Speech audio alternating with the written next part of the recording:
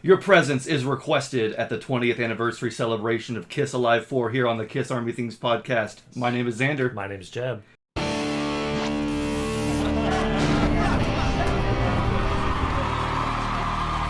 Get ready for another fun celebratory episode, but before we get to that, Jeb's back on the show. Jeb, how you doing, man? Doing excellent, man. It's freaking hot out there. It's hot in here, too.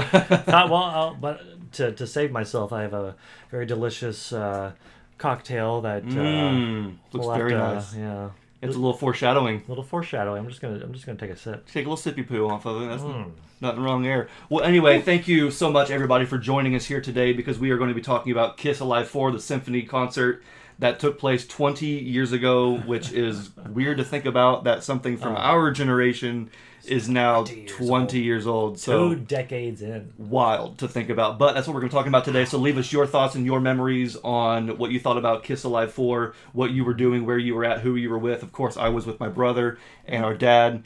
And this was a fun time in Kiss history. But before we get to that, we got to do the Kiss Spotlight. And since you've been away for a while, I got to know, Jeb, what you've been jamming to. I got to tell you what. So mine is The Elder. Just going to throw it out there. Love it. It's The Elder. Okay. There's a reason why. So I live in Chicago now. I went to this record store because every new place I go, I have to check out every record store in the within a 10-mile, 30-mile radius, more like. So I went to this record store and always check the Kiss section, whether I have money or not. I didn't have money, but I ended up buying records anyway.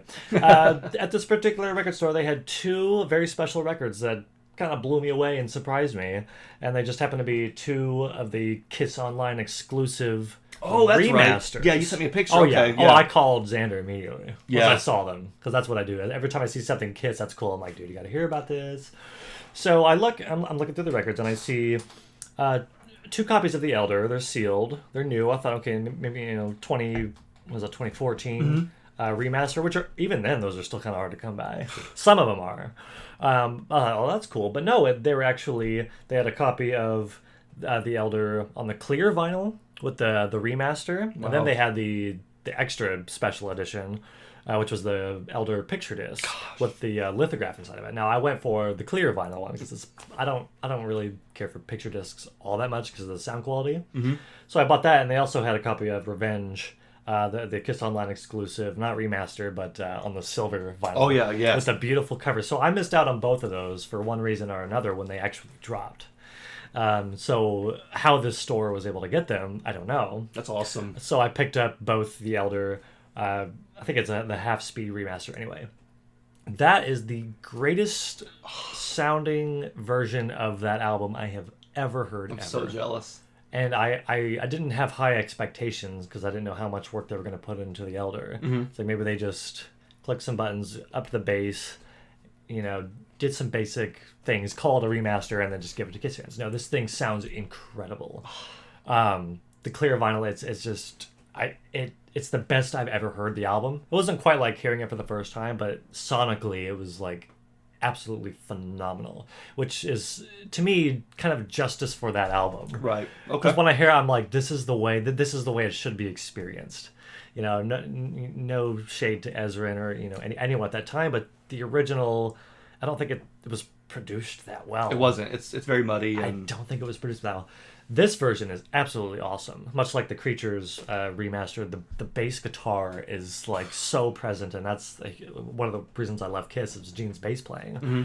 Whether he played on all the songs or not, I genuinely don't. Right. But sonically, it sounds incredible. I even texted you about how strange it was to hear the actual original vinyl track listing, because I listened to the CD, which had, for some reason, a slightly different track listing. Yeah. But I didn't start out with, was it Just a Boy? Yeah, so technically the opening the original the original track listing was supposed to be in order of the story, which was exactly. like Odyssey and Just a Boy would have been Odyssey, first. Yes. But as opposed to the one that actually came out, they moved it around to make it feel more like an album, and they had The Oath as the opener. The Oath. Which made the already bad story even more muddled. Yes, that's true, but for me, just as just a basic listening experience, I actually preferred the CD version, because when I put it on and I didn't hear The Oath, I was like, holy I was like, this is weird to me. Wow, so even this CD has Just a Boy, Odyssey, Only You, Under the Rose. So which version am I talking about? The original. This is a remaster. We're talking about the original CD release, right? Yeah. That's so Yeah, that's so weird. There's a couple of different track listings. Because I never had the remastered CD, so that makes sense. Of course, I don't really do CDs all that much anymore, unless they're new and they're Kiss. Then I'll buy them up. But it just I already loved The Elder, but hearing it remastered like that and seeing like because they did the similar thing with the album cover that they did with the Revenge re-release on the 30th anniversary for Revenge, that beautiful like lenticular sort of hollow, shiny, reflective. it's like a shiny reflective surface. They did a beautiful job with The Elder. It's a gatefold. It's like they actually put the effort into it. I didn't realize they did that with The Elder. Revenge I have, and it's obviously very nice and shiny, but I had no idea that they did that with The I don't know if Elder it was for both, because I only bought the one that was on clear vinyl, not the picture disc with the lithograph. But the one that you got does. But the one I got is just beautiful. I'm like, justice for The Elder, man. I just thought like, and how lucky I got to actually see it. It wasn't used. They were sealed, brand new. It was a Kiss Online exclusive, was it not? Right, yes. You could probably find them on eBay for like ridiculous price. My gosh. Well, I still paid a pretty penny for them. Those weren't cheap to begin with. I paid $75 for both, just open transparency. Some are going to think that's ridiculous, but to me, those are two albums that, Revenge is sold my out favorite. KO exclusives, so I mean... Well, and now I get to frame my autographed first pressing of Revenge, because I didn't like playing it to begin with because I'm so like careful with it. It's a very thin, cover and everything. Before 180 grams. So now I can frame that one and have a playing copy that is the 30th anniversary for Revenge. But yeah, no, Spotlight is The Elder. If you have the opportunity to get the remaster and you like The Elder, get the clear vinyl version for sound quality, in my opinion. That's awesome. Yeah. Good to know. For sure. As far as my Spotlight goes, I'm not really sure what to choose because... I got to choose. And it's funny because we didn't do an episode last week. I did a Kiss Coffee House video. So since it's been a couple weeks since the full episode, I've just been listening to that much more Kiss. So I'm going to start out by spotlighting Carnival of Souls. And I know some folks are going to say, you did that last time. Well, Dude, The Elder and Carnival That's how of Souls. People are gonna think we're messing with them. People are like, boo. We're absolutely not. What's this podcast where they spotlight the two worst Kiss albums? No, but two of the greatest Kiss albums. The reason why I listening to the Carnival of Souls, well, it started out on the turntable. Listened to side A I want that on one day, so bad. and then side B the next. I thought, no, I need the full experience. So I took the CD from the rack and broke the seal, took it to the car. Yeah, and you took the shrink wrap off. Took the shrink wrap off the CD and actually played it as it should be, and it just stayed in my car for a couple days. And I just thought, what a magnificent album! It's brilliant. That will never get the respect. Never. I feel like I know we've done episodes about Monster and the first album. At some point, we just need to go track by track on Carnival of Souls. And I could do that all day. I know, because I feel like that album has more to be unpacked than any other Kiss album. It's the one that has the most in there that nobody hasn't. I feel like that album hasn't really been uncovered yet, because I listened to it in the car and was like, man, I know this album, I've listened to it, but what I'm hearing right now is just some genuine goodness. I was just listening to all those songs. In the Mirror is perfect. Jungle is amazing. Rain and Master and Slave. I mean, even I Confess, I love Gene's material on this album. And you haven't even named my two favorite songs off there. Hate and I Walk Alone. I Walk Alone is one. What's your other one? There's Childhood's End. There's It Never Goes Away. It Never Goes Away. It Never Goes Away. That's a good one. I for the first time in a long time, I played guitar last night because my electric guitar has been elsewhere because I just moved. That I always go back to playing It Never Goes Away on guitar. Okay. It's such a weird. I don't know how you can write like that. I don't know how you could write guitar like that. It is. I genuinely think Bruce Kulick's work on that is brilliant. And I think it's perfect to me. And it's great because I think he put the most love into it when Gene and Paul were kind of distracted and, busy doing other things. Because, Gene and Paul, they usually want to control the album. I don't think Carnival of Souls would have turned out the way it did had Bruce not gotten in there and been able to kind of add his own little twist to it, because his production choices with the reversing of the guitar, the reversing of the drums, is something that you'll never hear on another Kiss album, except for Psycho Circus when they use Bruce's reversal guitar on Within. Still Bruce. So it's still Bruce, and it's stuff like that that's very, very unique into Kiss history. So that's what makes Carnival of Souls my first spotlight. Now my second Kiss spotlight is actually the originals. And you picked this up when you first walked in, and it was funny because you were like, "Oh wow, did you finally get a copy? Where'd you get this?" I said, "Bro, you sold this to me like the last time you were down here." So shows you how Jeb's memory works. But I got too much on my mind. I understand. I get it. Very happy for you. But I'm very happy too. Thank you so much, because this was one that I needed for the longest time to complete my collection and didn't have it. So I think now all I need is Kiss Alive 4, which we're gonna get to, and God. Kiss Unplugged. I think I don't have. Oh, I have Kiss Unplugged. I don't think I have. I just got Killers. And the originals I have now, so... Oh, you got the Killers from you. Did you show them the Japanese? I believe. Oh no, that was the Elder with the Killers. Well, yes, cover. I was thinking of something. And I think I did show that in another video I did with somebody else. I don't know if it was I was with Rob or Glenn or who I was with, but I think I did show that on the channel. If not, I'll have to do it again some other time. Mm-hmm. But the reason why the originals is on this list this week is because we just celebrated the anniversary since it's released as well. And so I thought, well, since I just got it, I'm going to go ahead and start listening to all these albums. And I could just spotlight all three of the first albums in general, but no, it's the originals that I've been listening to. Mm-hmm. And even though this is not a complete set, it does come with, you can't see them right now, but the original sleeves are in there. Of course, the gatefold is sick. And so, yeah, I just have been having a great time listening to these first three records going back. I love it. It's always nice listening to the originals because, well, every time I listen to the first album, I always want to listen to the two that came after it. I have no idea why, because they don't sound the same sonically at all, but it's a perfect package. It is. Just the first three Kiss records. You play them front to back, you can do no wrong. No. And Hotter Than Hell was the one that was like the standout for me. I don't know why, but I was just like, this is one heavy rocking album. Oh yeah. And even though the production is kind of muddy, but I was just listening to like songs like All the Way and Mainline are two that are just super underrated, and they're the songs that I think even among the other songs like Going Blind and Got to Choose and some of the more mainstream songs, All the Way and Mainline are my go-tos. Yeah. And there's just something so simplistic about them that just hits home for me, especially All the Way. I don't know what it is about that simple riff, Gene's nonsensical lyrics. It's just, I love it. I could have it all day. The cowbell, bum, bum. It's just, there's something about the melodies of those two songs that like harken back to like really, really old school like pop rock. Yeah, yeah. That's why they're so fun. Yeah, it's a sing along. Well, the Kiss does like almost all their music are like sing along songs, but those two are two of the most fun songs to sing to.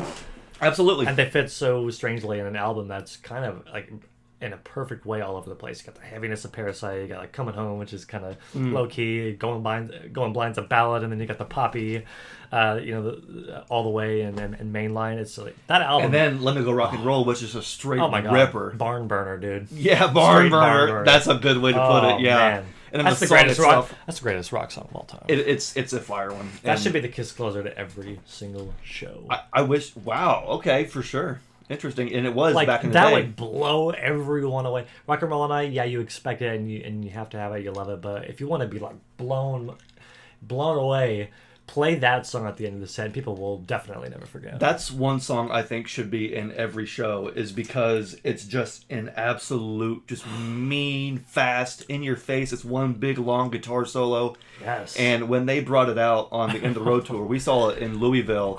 And Gene was doing some bass licks, some fun, like just some riffs, and I was like, oh my gosh, they could do no wrong. Like, I'm in the palm of their hands. I'm just putty in their hands. That song is powerful live. It is powerful live. Even when they're 70 years old, I mean, you think about that song, it's a classic 70s song, but when they still play it live, there's something super magical about hearing the energy brought forth live with that song. Yep, and it's also on Kiss Alive 4, which is, I think, our overall spotlight today. That's what we're going to be celebrating. So, so July 03 is when Kiss Alive 4 was first released, and this would have been recorded back in February. Yeah. And this was, for us, this was light at the end of the tunnel that Kiss may actually live beyond the farewell tour. This was the first thing besides American Bandstand, which was kind of a one-off quick 3-minute performance. Yeah, kind of obscure. Yeah, this was like the first really big thing that Kiss had done since the farewell tour. And with you being, I think, 5 and me being 8 or something like that, maybe 7 or whatever, it was like, there was no better time to be a Kiss fan. This was the best time to be a Kiss fan. and we got so. You think so? At the time, it was. I think it was such a tumultuous time in the band. With Yes, it was, but the band members revolving who's in the band, yes, who's not. Ace just left Peters I was too young to know about that stuff. American Bandstand just before that. Well, that was after that. It was before that. It was in 2002. But that was Eric Singer and Tommy. Yes, it's like. I see what you're saying, but also it's just like yeah. So you're right. It was very odd. You know, who's in the band, who's not in the band, who's wearing what makeup. But with me and us being so young and not really being so privy to all that, like we didn't explicitly know it was Eric and Tommy. We had our suspicions on American Bandstand, but we were too young, and it was a 3-minute performance. There wasn't enough time for us. Odd. We said, we said it's definitely the Catman and Spaceman, but is it Peter and Ace? And we really couldn't tell. We were kind of young, but we were like. Like Eric had shorter hair. Eric had shorter hair. Like a wig. Almost. Tommy was definitely wearing a wig at that time, as well as the symphony. And I think. Yes, definitely the symphony. So I mean, yeah, it was definitely a weird time. But because Kiss had done nothing since the farewell tour, and of course we're thinking, okay, they are truly done. To see them say, hey, why don't we do something big, something bombastic, something that we've never done before, and we'll do a pay-per-view, we'll do a DVD, a live album. I mean, this was Kiss saying. We're going to come back and we're going to come back hard. Oh, yeah. I feel like if they were going to like maybe do something post-farewell, it would have been like they're going to ease their way back in. But they just came out and said, no, 60-piece orchestra, all in makeup. It's the true Kiss way. I was going to say that's in perfect Kiss fashion. Yeah. Like you look away for a couple seconds and you look back and you're like, oh, they're doing something big.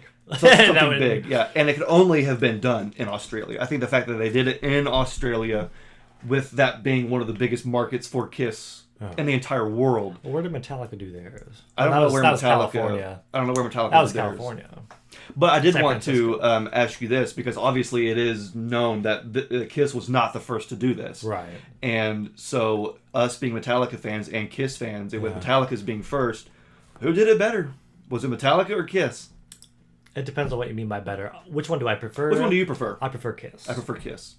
Now, why is that? Metallica's was I listen to that.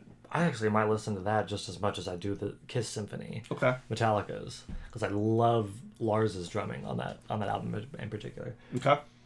But the orchestrations were at times really brilliant, and other times complete and utter just a mess.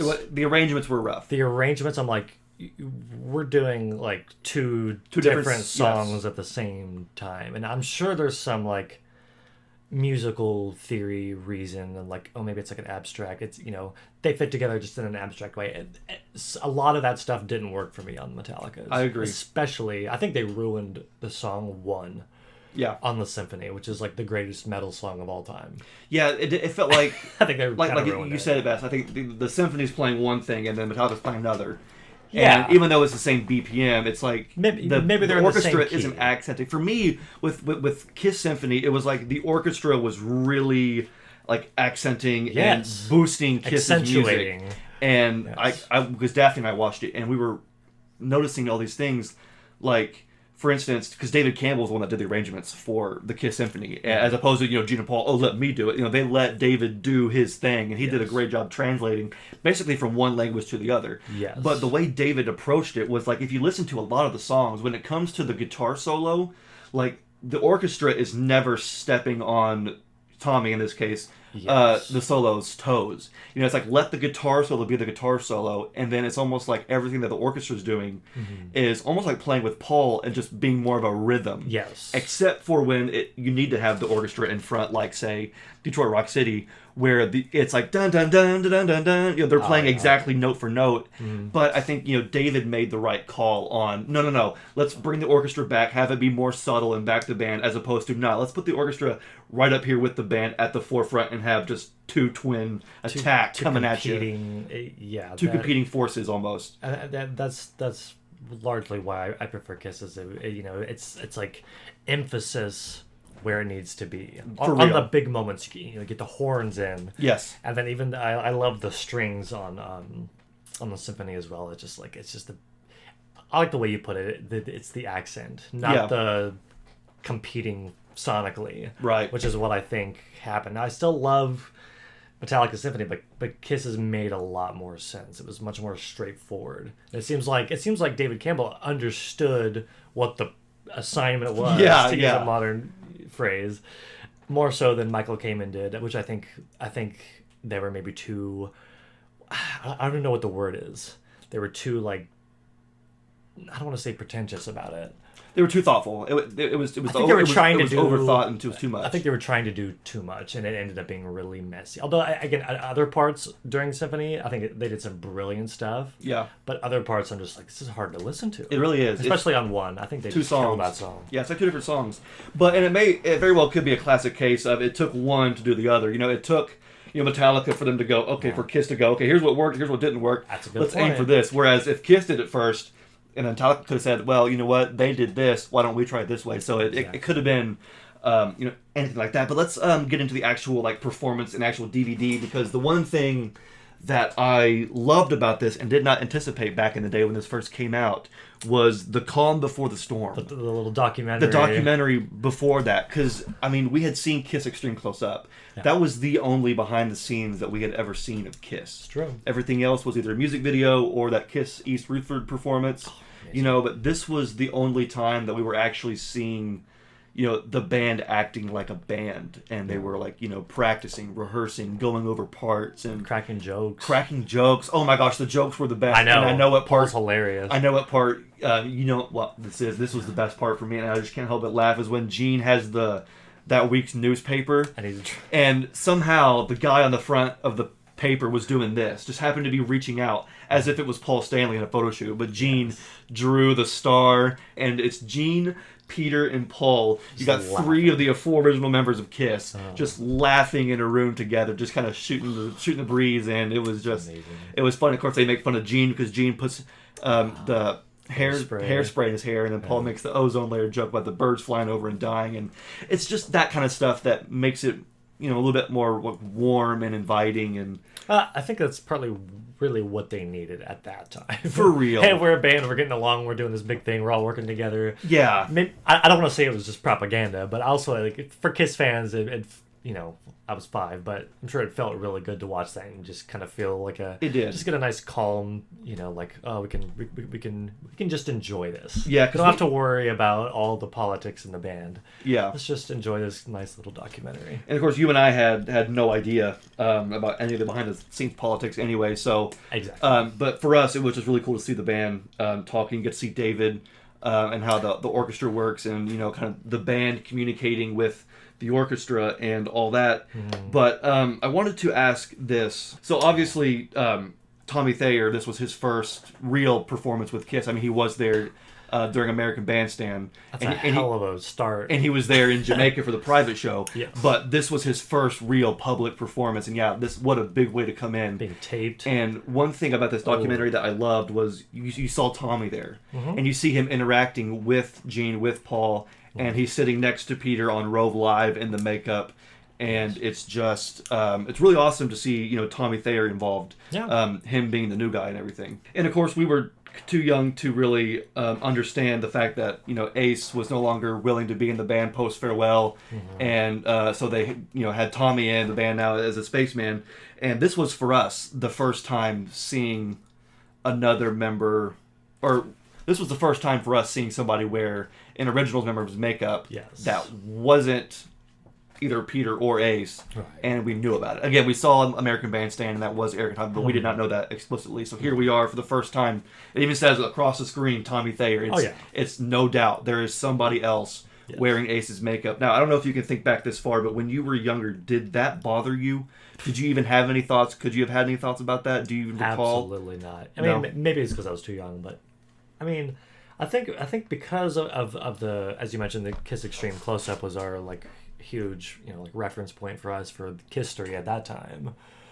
They had already explained through in that video all the band members coming in and out of the 80s. So whether I was even thinking about it or not, it just wouldn't have. It just couldn't have bothered me, right? Because it was Kiss. I have the same mentality now. It's just Kiss. Right. Although I'm slightly hypocritical when it comes to Kiss 2.0, but we'll set that aside. So no, it just I doubt it even crossed my mind.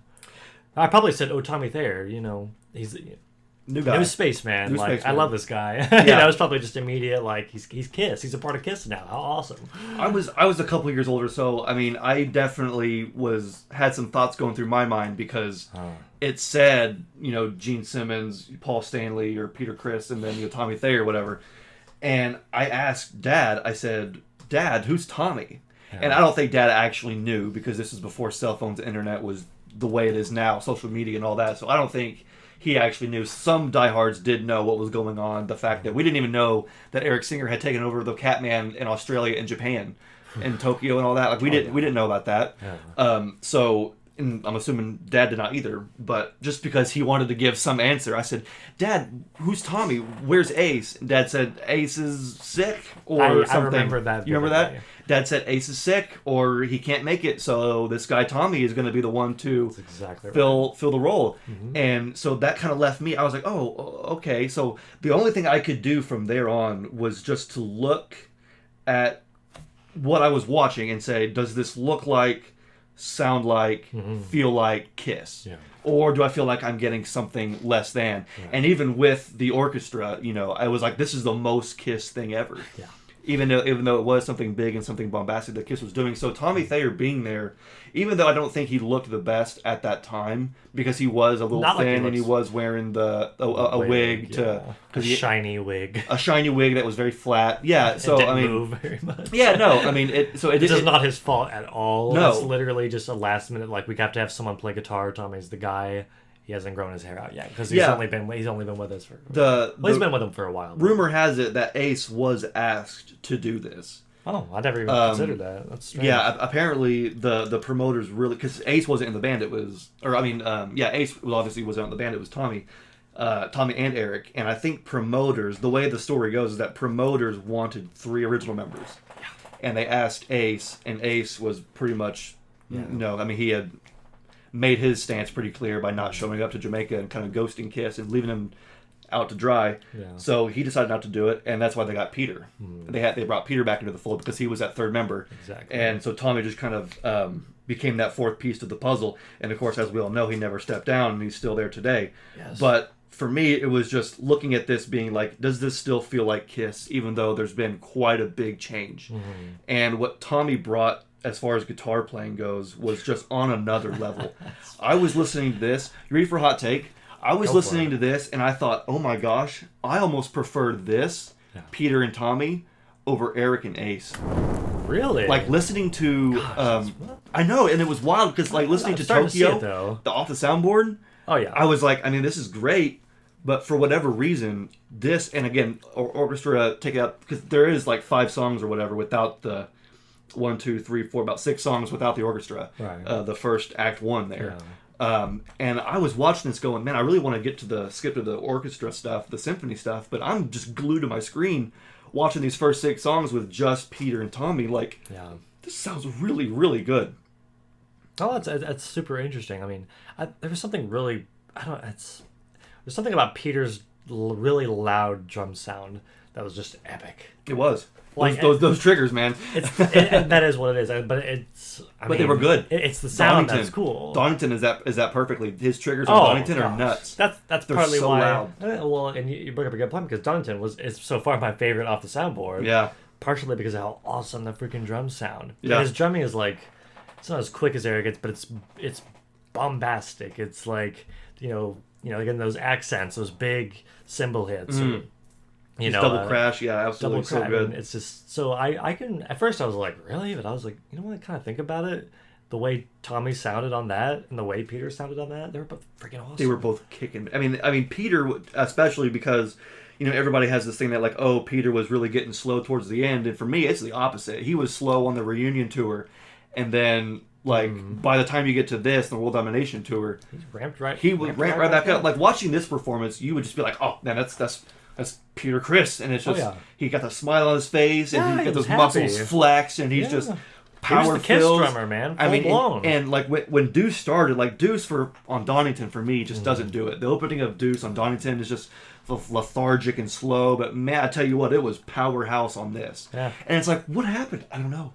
But there's just he's known for being like a hit or miss kind of well, drummer. Peter is very hit or miss. He Yeah. is, but on this one, he hit hard. He hit home He run. was hitting hard. So, and we're getting into the actual structure of the show now because we're into Act 1. It almost makes me wonder why they even did Act 1. I mean, it was great because they ease you in. Yes. But I'll be honest, hearing songs like Deuce, Strutter, Let Me Go Rock and Roll, Psycho Circus, all that makes me want to hear is what those songs would sound like with the orchestra. I think that, Psycho Circus Psycho should have Circus been would done have with been the orchestra. immaculate.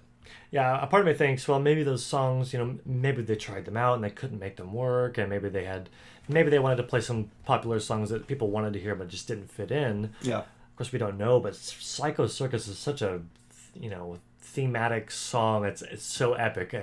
I'd die to know. Someone should like create that online. Someone, take the track and then just add in an orchestra. Yeah.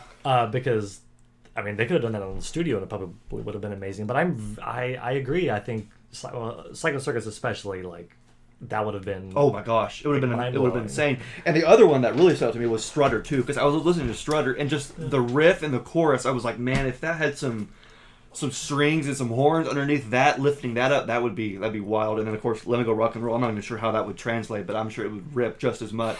Man. But I don't know. I just thought that Act 1 was great, even though there is no orchestra. It is just bare bones Kiss. I know some folks had issue with the 3-act structure and thought that it was like it was lame, or maybe it was over the top and too much and too pretentious. And I actually thought it was pretty neat. If you're gonna do it, just go big and do it to its most fullest extent. Yeah, I Don't agree. just do one show with an orchestra. If you're gonna get an orchestra, go nuts. Yeah, Have no. 3 acts. Do something pretentious. I totally agree. If you're gonna go for it to its fullest extent. That's what I say. I don't know. Gene and Paul were thinking that too. Oh, they They're had like, to have what been. if we did 3 acts? Just make Because it- it's a symphony. It's a symphony, yeah. It's It's like an opera or something. It's on theme. It wouldn't be.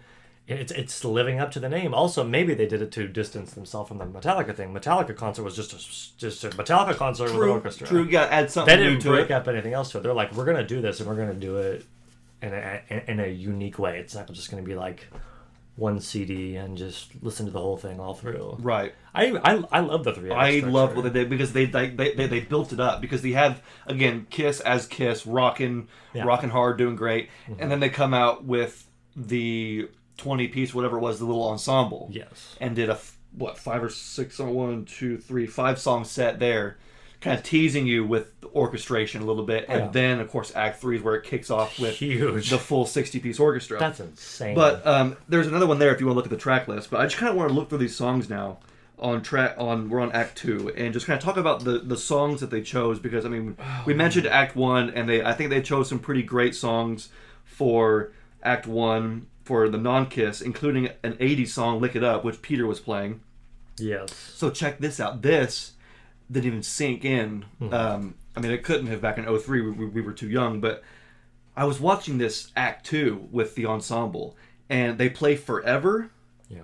and Shandy, and those are both outside of Peter Criss's era in the band. Forever was Eric Carr, Yeah. and Shandy was Anton Fig. Yeah. And that's just another Was reason. sure something not Anton Fig. Oh, it was too. Yes, you're right. Yes, sure, something was Anton Fig as well. I mean, he was still a part of the band Yes. as a member, but he didn't. And Beth had no drums, so Peter was not on any of these. Oh. But he was on Going Blind, but that's about it. Oh, Going Blind, you're right. Yeah, but my point is that like he did a great job. Like Yeah. his version of Forever, fantastic. Like no notes, great, good job. Shandy, Yes. amazing. It was great.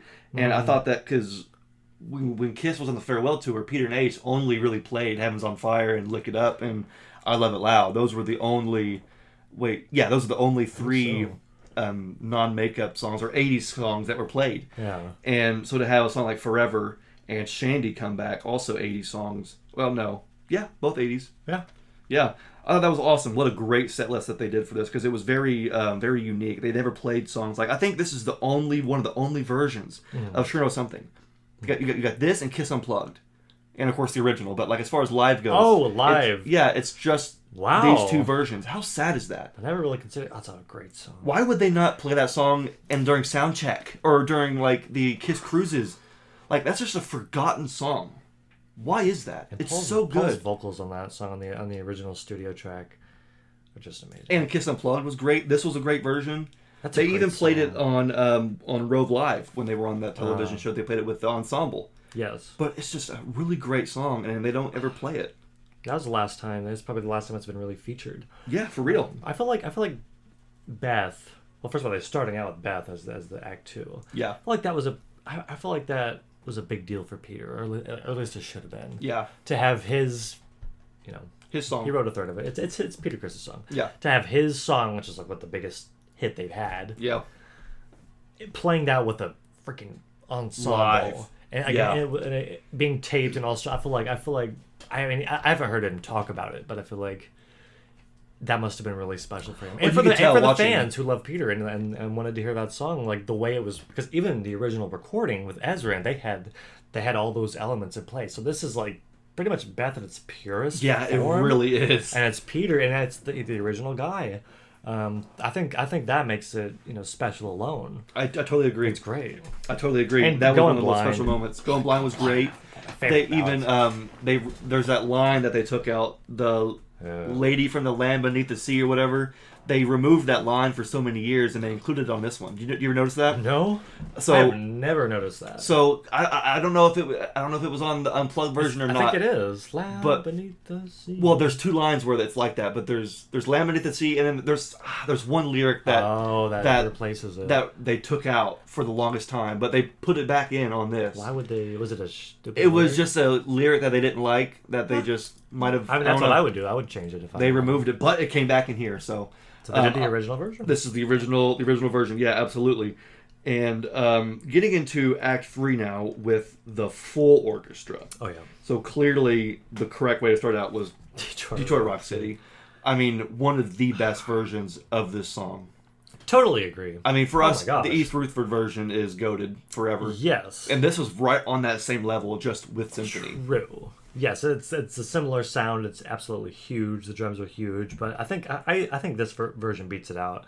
The orchestra did just a phenomenal job. I agree. It It sounds fits so good. the song. I mean, it's a great classic rock song, but it also feels like something more to that. Mm-hmm. I feel like the orchestration is like also kind of similar to Beth, where Ezra was using all these strange elements. I feel like this is almost Detroit Rock City in its most thematic concept epicness. Yeah, I agree.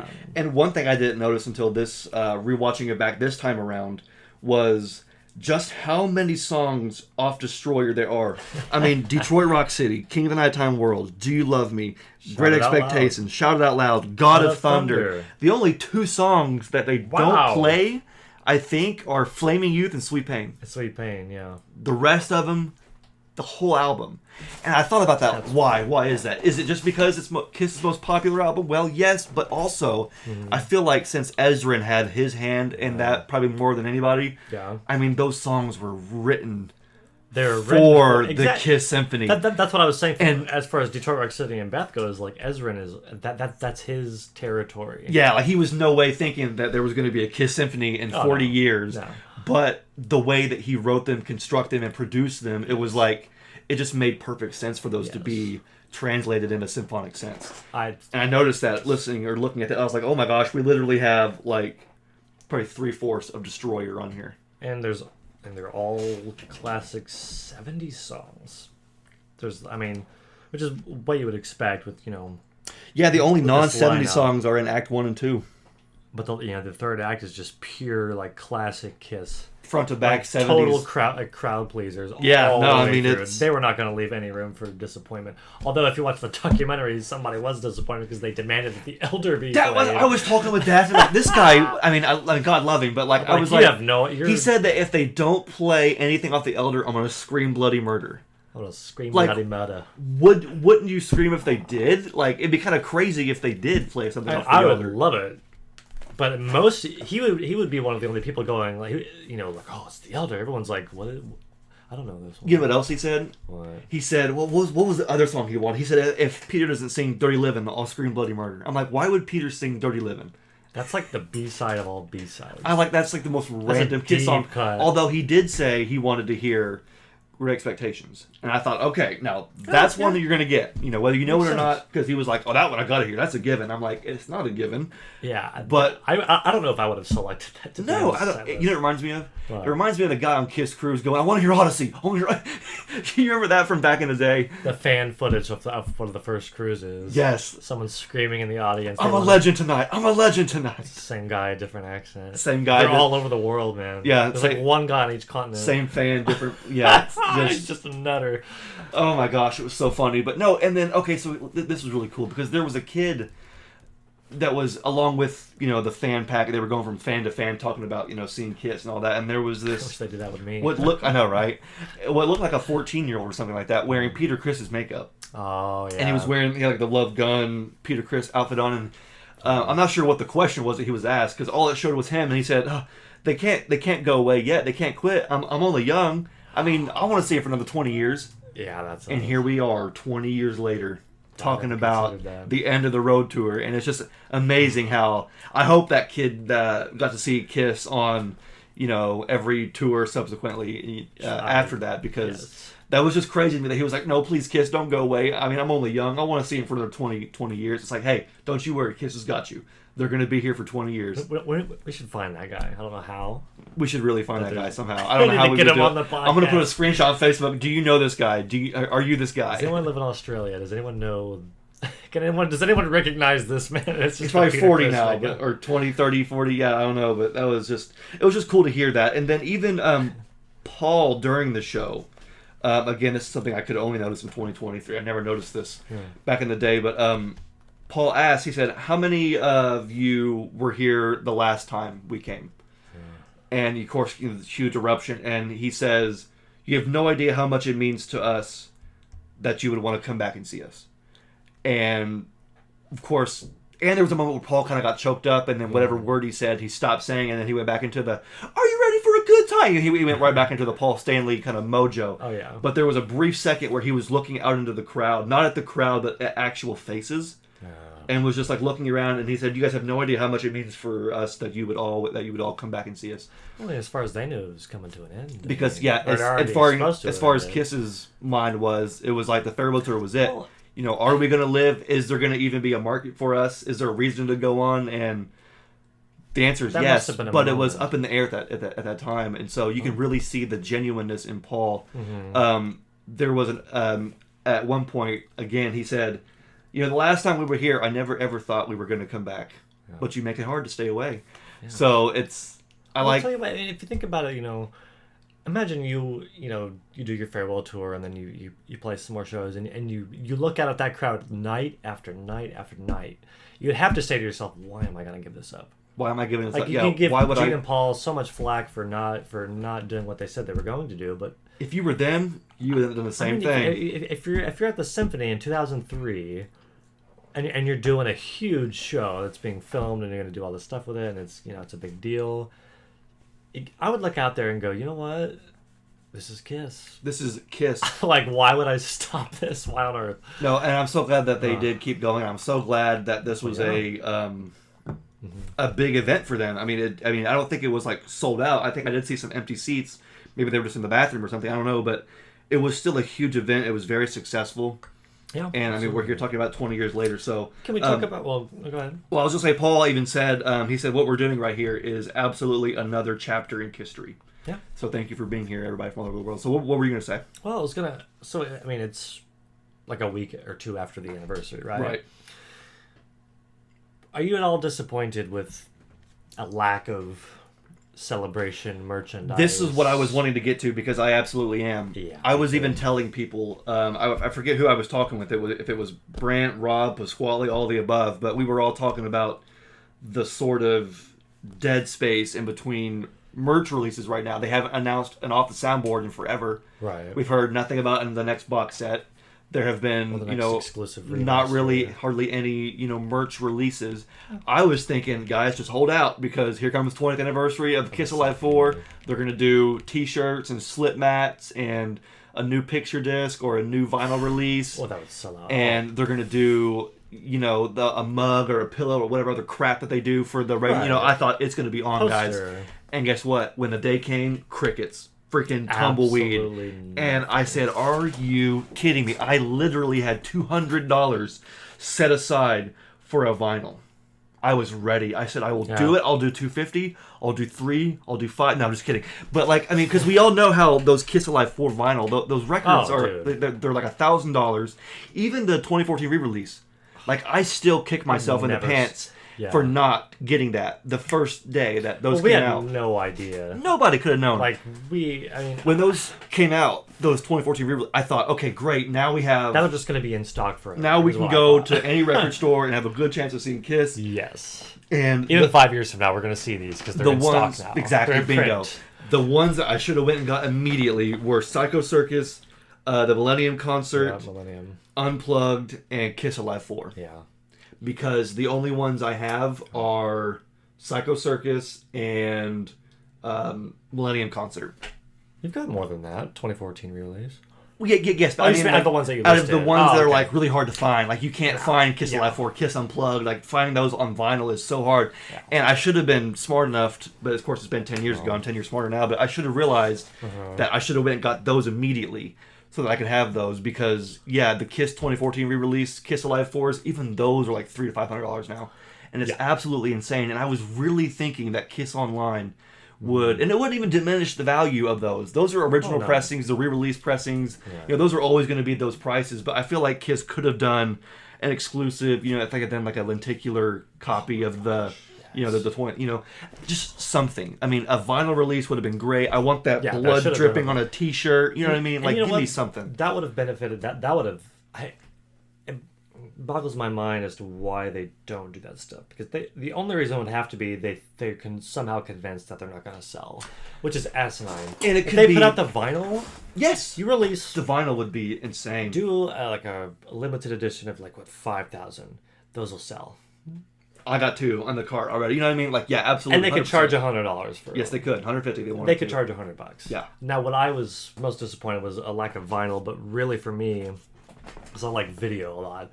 I'd have loved a Blu-ray release. Yes. I'm for some reason within the past year or so I've been really into Blu-ray and 4K releases of all my favorite movies, which I've been getting. I would die if they did a Kissology. Maybe it was sort of magical thinking just to think, they're going to do a Blu-ray copy of it. That would have made my freaking year. Yeah. That would have made me just so happy. And I don't know who owns the rights to what and. Yeah, no, this was Sanctuary Records, too, so this is not even Universal. This is Sanctuary Records, so, I mean, who even knows who owns this? If you even could get the rights to it, who knows? But I was just hoping for something, but they missed the Monster 10th anniversary, nothing, crickets. That I expected, unfortunately. That I expected, and I guess 20 isn't enough, so maybe 25. We'll have to wait until 2028 to get a 25th anniversary celebration or whatever, but I don't know. I feel like Kiss is just... for as good as they are at capitalizing on some things, they let too much just fall through the cracks. And maybe it's not Kiss, it's Universal or Live Nation or whoever it is, but I just feel like... And that might be a Universal thing, but I swear... I was so excited for something. If they know Kiss fans at all, if they would have just done a vinyl, people would have been on that White on Rice. I would have been all over on White on Rice. I mean, it would have sold out pre-order. Yeah. Because that's one of the ones that no one has on vinyl. The Elder one. Oh yeah, sold out in no time. It was gone. It was gone in a heartbeat. Before it was even up on the website. Yeah. It was gone before I got to it. So that tells you something right there. I remember the day it dropped, I was at work and I looked on my phone. I said, "Let's see if I can pre-order this." Oh, it's only been on the website for an hour. Oh my gosh. 2 hours sold out. Wow. I'm like. And that's the freaking Elder. Yeah, the Elder. That's the album that everyone supposedly hates. The worst Kiss album, yeah. And that you can actually find. I found one. I found an original one, and I gave it to Xander. I found an original with the Japanese Killers cover. I found an original, and it was less than the one they were selling on Kiss Online. Yeah, that's unbelievable. Way less. But this would have been super special live because I've only seen one original copy in my entire life at a Kiss Expo. Oh, on vinyl. Yes. At one of our second or third Kiss Expos. Yeah. We were in line behind a man who had a small stack of vinyl. 2012 with Tommy and Eric. Tommy and Eric 2012. And the guy got Tommy to sign it. And he got Tommy to autograph it. I remember looking at it going, they made a an actual album. I was of like, that? what? There was a vinyl for Because we had Kiss the Alive CD and the 4? DVD. I was like, they like did. I thought that was like a '70s thing or like an '80s thing. I was like, how like is it bootleg? I didn't even think I knew the word bootleg at that time. Right, yeah. I was And like, he is that showed us, fake? it said 1 of 10,000, Oh, yeah, and it I was was like, legit. bro. I was like, It was oh my legit. gosh. And I'm like, that's a Kiss fan that I would be, or that I hope I would be, because he was like an older guy. He was like in his 50s or something like that. Yeah. I think I've been a Kiss fan. He keeps up. Like, if that had came out now, we would have gotten our opportunity Oh, yeah. to that jump would have on been us. that, because we know that, it's an album that most Kiss fans are not going to have in their vinyl collection. No. And I everyone's need got it. the Elder, and the fact that they didn't just put out a freaking vinyl, or at least I don't think it necessarily needs to be remastered, because the sound it holds up Yeah, no, the really remaster's well. fine, yeah. So I feel like they just, I don't know, it's weird the things they choose to Yeah, I mean, I wouldn't celebrate even... and the things they choose to not celebrate For real. in regards to their music. Yeah, I mean, I wouldn't expect them to do any sort of Blu-ray, upscale, 4K, or any repackaging or anything like that. But just I would the die. fact that there wasn't any of that like loose merch that they do, the T-shirts, Or like And- if and they had a a poster poster. of that, I made a bought Oh it my because the artwork's gosh. awesome. The artwork on this is great. And that's kind of what I wanted to get to and have this Mm. be our final conversation about Kiss Alive 4 is the packaging. Yes. Because this is one of the most standout packaging Totally and agree. design and looks in all of history because it's so out there. It's not just your regular red and yellow and put fire over a logo and then boom, there you go. It was like, you know what it reminds me of? It reminds me of the Kiss Him and the Kiss Her fragrance. Where you're yes. taking two completely different things and blending them together, but trying to make sure it still stays within the Kiss context. Yes. And so the Kiss fragrance did a really good job of that too, where it's like you have a certain elegance and sophistication to it that I felt like they brought with this too. And of course, this came out before. But I mean, look at the front cover with the Paul's guitar and the violin I crossing know. over. Not to mention it's like slightly It's embossed, it's like raised. lettering. The blood design. dripping down It's so is subtle. is but textured. God, Is yours or is that textured on the CD? This one is, the yes. blood. The blood is textured. That's yeah. awesome, Very, that's awesome. It's ever so slightly textured. I was I saw a post that Tom made from T42 Design, who designed this, who Oh, of packaged course. this. He posted on Instagram and actually said that the blood dripping was Paul's idea. Really? How awesome is that? Are you serious? How awesome is that? That's Paul's touch right there, having the blood dripping He down. is an artist. That is the most. I know that is the most Kiss thing ever. But they hit a home run with this package. Even opening this up here, like just like the Welcome to the show, baby. beautiful, elegant font that says "Welcome to the show." It's so symphony, but it's so Kiss at the same time. That's brilliant. Like, why is this not on a shirt? They could have put that on a I shirt. know. Oh, I would have bought it. Good I would have bought night. that. Could you imagine having the Beethoven on a shirt like that, rock and roll over Beethoven on a shirt? I would die. And then even the Kiss Symphony, yeah, just look how elegant that looks. This is from the original CD we That's had. the This is from Dad's CD. Oh my god. And this is the one that I bought way after the fact, but I don't even know where. Was that a hard case? This was a hard case. Did you have a hard case copy? I don't know where the hard case CD is anymore. It's long Did I gone. just see it? No, that's It's the blue one. Oh, the blue one's a hard copy. Yeah, that's different though. Oh, that's different. Yeah, I'll get that out too though.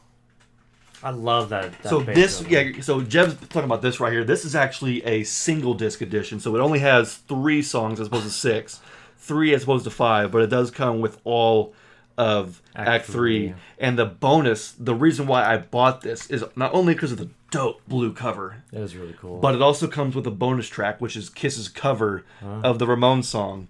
so weird. Do you remember Rock and Roll Radio, which I thought was a great cover, and it was only on the actual Ramones tribute CD. So the fact that they put that Ramones cover on this Slapped it on there. is so random, and I'm so glad they did, because I'm pretty sure that now that I bought this, I think I have every official released Kiss song on disc.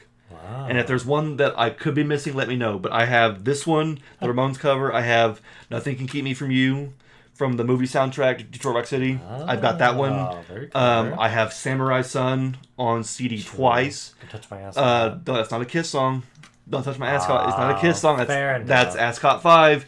I hate when Kiss fans say that it was the last Kiss song. You were all wrong. That is not the last Kiss song. Last Kiss song was right here, right now. It was the last song performed by the members of Kiss. The last time that all four members of Kiss got in the Members of studio did a song for Ascot 5, yes. But Ascot 5, or that is not a Kiss song.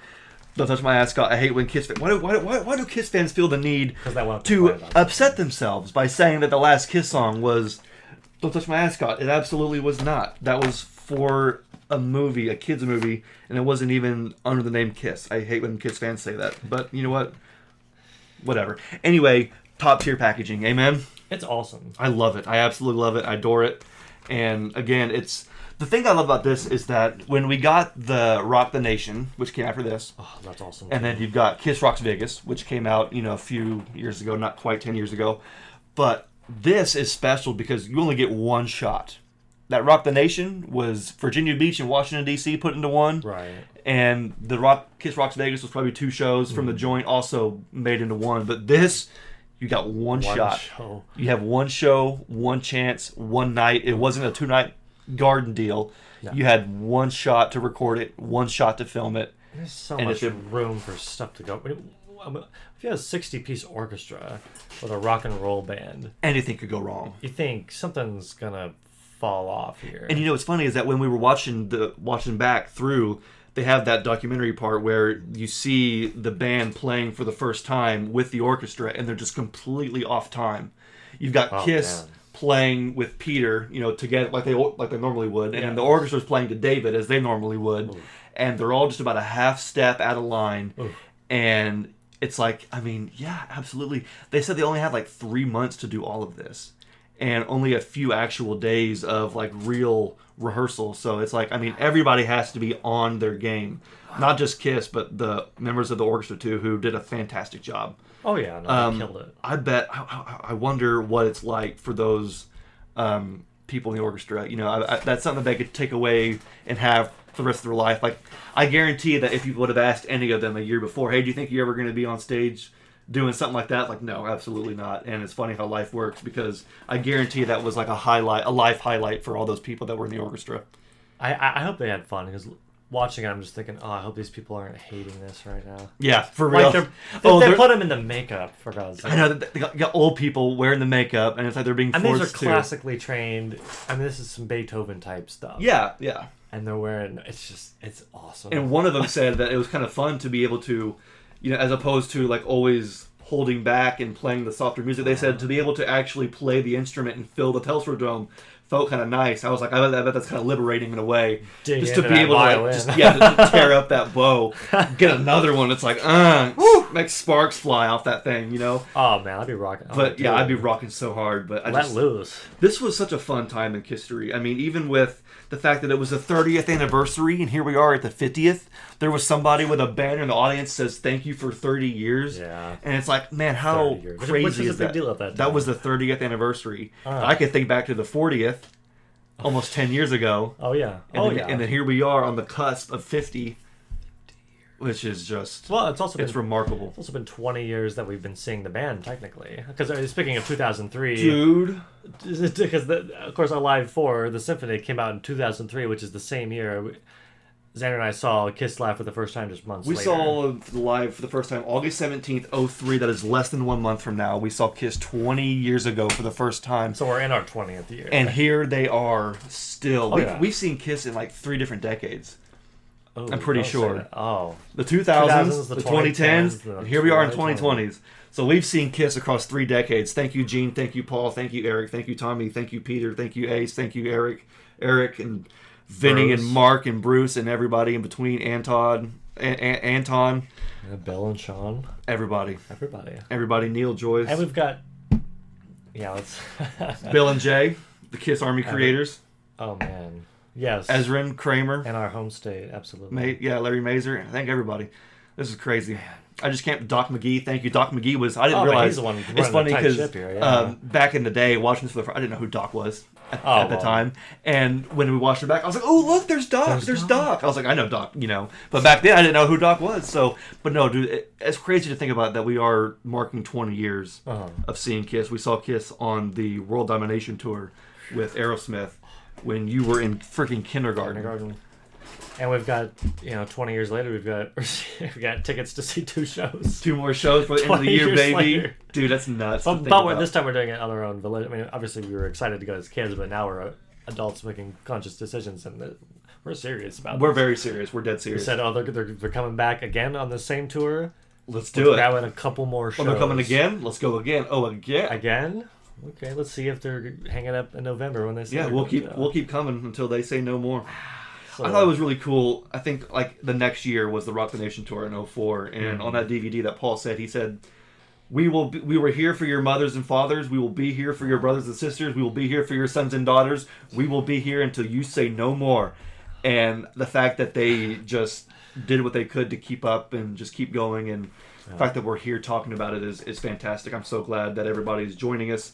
Yeah. And I want to, real quickly, do you have anything else you want to talk about? The Kiss Orchestra, the Kiss Symphony, was there any final thoughts that you had? There was one guy holding a sign that said Tommy Rocks in the audience. That's cool. Never noticed That's that early. Before. I was like, how do you even know who Tommy is? But the guy said Tommy Rocks, Tommy and it was homemade Thayer. sign. It was cool. Maybe he was a really big Black and Blue fan. Hey, maybe. I thought, you know what? I love that band, Tommy freaking Rock. Maybe he's a huge fan of Hot in the Shade and likes Tommy's co-writing credits on those. He's like, oh, Tommy wrote some good stuff on Hot in the Shade. He's sitting next to the guy who wanted to hear the Elder. That's right. Yeah, that's right. You know, it's funny. I wonder if that guy was shouted out because there was somebody during the concert. Paul said, no, this isn't from the Elder. And he said, how many have the Elder?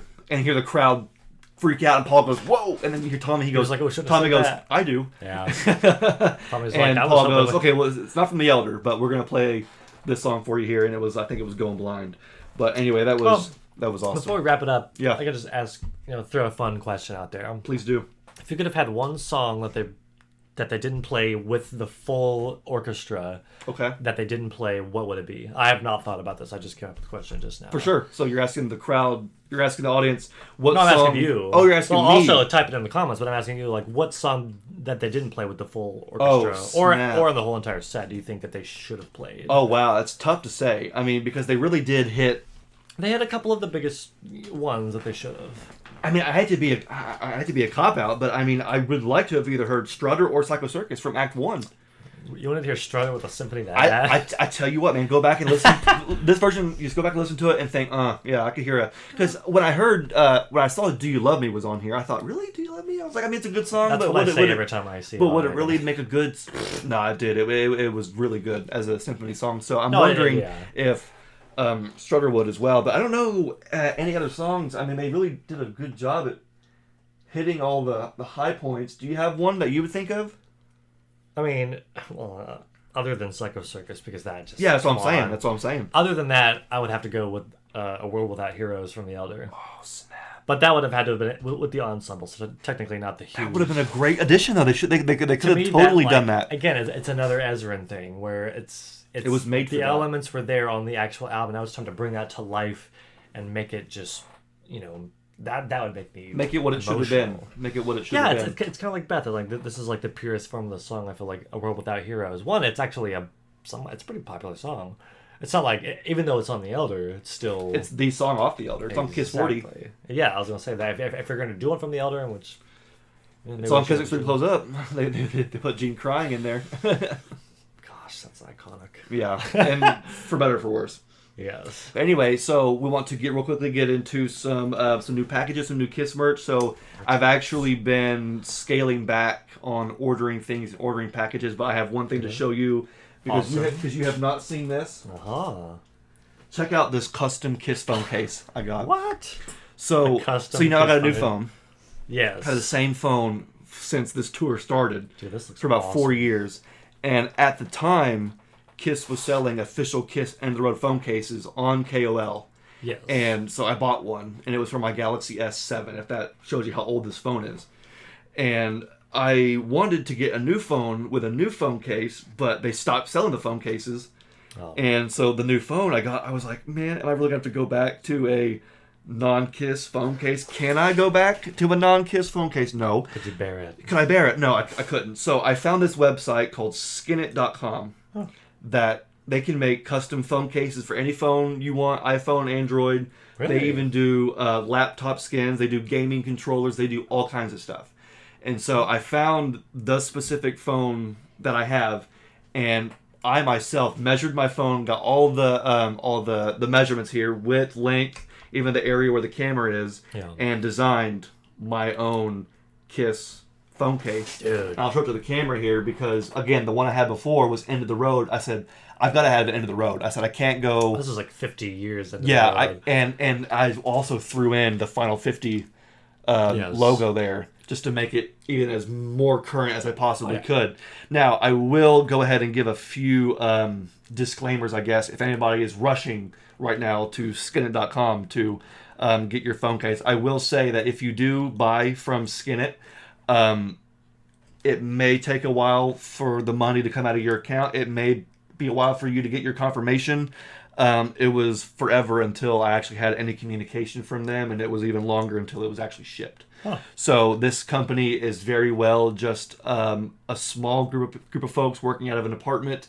It could just be a business that has so much business and so much volume that it's hard to get stuff made immediately. But if you do want to try, this is about $40. And I went for the high grade one. Great. I went for the high grade. There was a smaller grade, just cheap plastic one, and then there was this one which is more durable and even has a little bit of a raised front here. So if this phone were to fall down on the floor face first, it wouldn't land on the screen. It'll land on the very tip. So it's like a legit phone case. It will actually protect your phone, and it's awesome. Yes, and it is a legit phone case because they are custom. The print may not be perfect. You can see here where the print on the bottom did not overlap. The way it was designed to overlap perfectly. You can see where it does up top nicely, but just because this was probably ran through a printer at somebody's home, it was a little bit off. But I can't complain because, how awesome is this? This is a one-of-a-kind, unique phone case. And what's funny is that the day I got mine, I was so happy and giddy, went on Facebook, and Pasquale from the Kiss Army Nation podcast said, hey, check out this new custom Kiss phone case I just got from the fair. Are you kidding me? He had a custom Kiss end of the road phone case made to the exact same day. I was like, great minds think alike. But no, I'm going to actually go ahead and slip this back into the phone case. Jeb, you want to talk about your little gift up there that you got? This? Yeah, what's that? That just came in, didn't it? Oh, fresh from Sweden. Fresh from Sweden. It's the Kiss Cold Gin. The official Kiss branded, cold gin. Absolutely fantastic. It's by Brands for Fans, again from Sweden. Premium distilled gin. We kind of talked about it earlier, but my gosh, the bottle is just, it's beautiful. It's immaculately designed. It's part of that good packaging we mentioned. Kiss always has immaculate packaging, and this is and this lives no up exception. To it. And it is a premium gin as it's advertised. So actually, the price of the bottle itself, we had to buy online, right? Yeah, it was about $40 for the bottle, but an extra $40 for shipping. So it's like you are paying a premium price, which is, it's not outrageous. No, because the way it came in a box that was like could not, like, it would not move in the box. So shipping is expensive, but it's packaged nicely. The shipping is expensive, but if you want to get a nice product, you have to get it protected in the right way, and that does cost money. If you haven't tried it, get it. If you don't like alcohol, buy it anyway because it looks freaking awesome, and it's supporting the Brands for Fans, which are themselves, they tend to be, as they say, fans of the bands that they're collaborating with. Totally.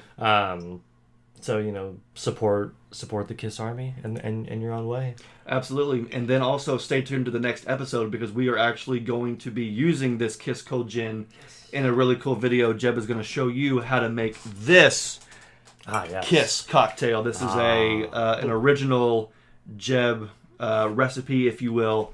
Yeah. And so if you want to see how to make an official Kiss drink, not an official Kiss drink, but a custom Kiss drink, then hit subscribe and check out the next video next week on the Kiss Army Things YouTube channel because Jeb is going to show us how it's done. Yes. I can't wait for that. And as we're wrapping up, I have a gift for you. Oh, you got a gift for me? I have a gift for you. Oh my gosh. I do. I love gifts. I'm just going to go ahead and give it to you. Stuff. Oh my gosh. What's that right there? You know what? I forgot about this. Yeah, I thought you did, but I wasn't going to let you. Oh my gosh. Okay, yeah. This is, rare. Yeah. It's an official vinyl copy of Sonic Boom. And if you're like a Kiss vinyl geek, you know how freaking difficult these are to get and how expensive they can be. Yeah. There's a bunch of different colored versions out there which are hard, but the black I've actually seen the colored versions in person. I've never seen, this is the only black vinyl copy that I've ever seen. Really? I don't know which one's more rare. Now you think the colored versions would be. I don't know. I think there was like only like 10,000 made of all of them collectively, so not very many are out there. And I had this one. I bought this for $100 because, which is even still pretty expensive, because it's just the record and slipcover. And what could have happened to the? I don't know what. Well, I bought this. I'm not sure what happened to the jacket, but I bought this from Kiss Army Warehouse, and they had this on sale, or not on sale, but they had it listed for $100 or $90, whatever it was, just the record and slipcover. And honestly, I immediately bought it because at the time when Sonic Boom came out, I didn't even know they were doing records for Sonic Boom. So to see it, I was like, oh my gosh, I have to get one. So now I actually have one. And you're probably asking, why are you giving yours away, Xander? Well, I guess I gotta just wait and see why I'm giving mine away. Oh, you're not gonna? No. Oh, because we're still waiting. Yeah, I'm still waiting on the. Dude. And don't worry, I cleaned it up nice and good for you. Sonic Boom on vinyl. It's pretty awesome, isn't it? It's just.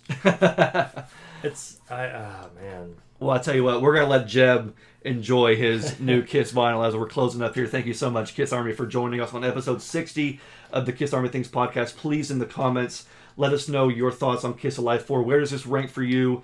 Where were you at in 03 when this was happening? Did you actually get to go to the show? Now, that would be sweet. Man. So just let us know in the comments just your thoughts, and maybe even let us know what your Kiss spotlight is, what you've been jamming to. And, of course, you can follow us on Instagram and Facebook at Kiss Army Things. Subscribe, and we'll see you on the next time for a custom Kiss cocktail drink video, which I'm really excited about. So definitely hit subscribe. We'll see you then. Thank you, Kiss Army, for watching. My name is Xander. My name is Jeb. Rock on.